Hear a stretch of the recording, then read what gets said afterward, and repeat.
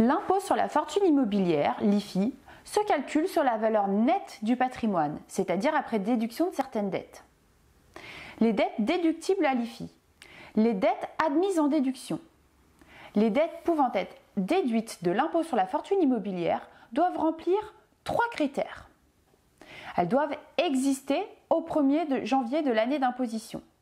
Elles doivent être à la charge personnelle d'un membre du foyer fiscal et être effectivement supportées par lui. Elles doivent être afférentes aux actifs imposables.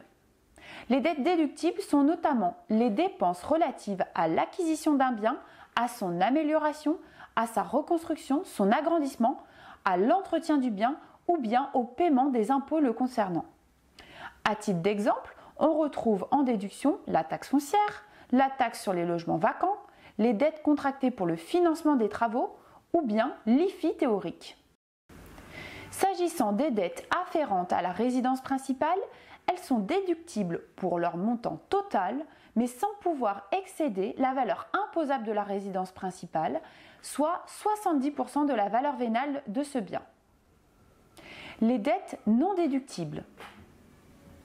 Certaines dettes sont exclues de déduction même si elles réunissent les 3 conditions.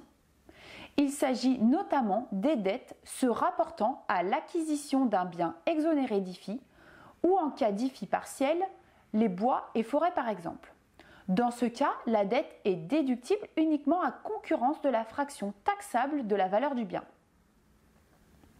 De plus, des règles particulières de déduction pour l'acquisition d'un actif imposable sont appliquées pour les prêts in fine, c'est-à-dire avec un remboursement en capital au terme du contrat, et pour les prêts ne prévoyant pas de terme pour le remboursement du capital.